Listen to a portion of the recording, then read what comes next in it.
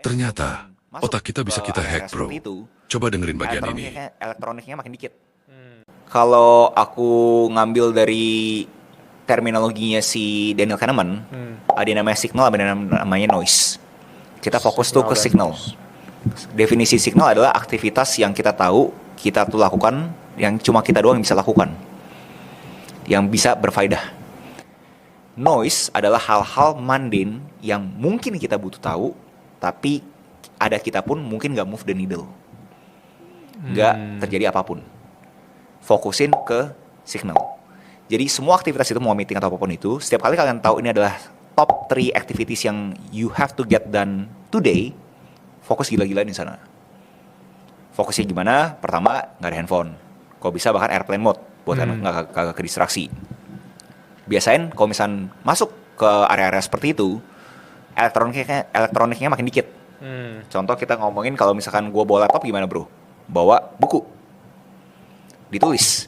Lebih susah loh mencatat apa yang ada di isi otak kita ke buku dibandingkan kita ngetik.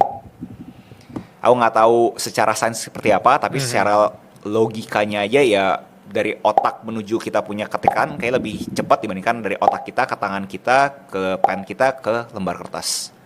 Jadi menurut aku sih buat kalian yang pengen fokus gimana caranya kalian itu bisa ngehack otak kalian bahwa ini adalah signal.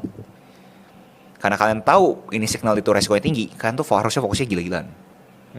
Tapi mungkin ada orang yang goblok gitu ya, kayak ngobrol, enggak bro gue semua noise gitu. Itu agak susah tuh. Berarti kan balik lagi ke pertanyaan kamu pertama gitu, dia kagak tahu goalnya apa. Apakah goal itu penting? Nggak bilang goal itu salah gitu, tapi saat kalian udah punya goal, kalian tuh harus bisa bikin pondasinya. Yang si James Clear pernah bilang, lo harus pastiin lo punya sistem. Karena kalau misalnya lo punya goal tanpa ada sistem, dia yakin 100% pasti nggak tercapai goalnya. Karena orang itu bukan menuju ke goal, orang itu bakal jatuh berdasarkan sistem yang dibangun. Kalau menurut kalian gimana? Apakah setuju? Tulis di kolom komentar ya.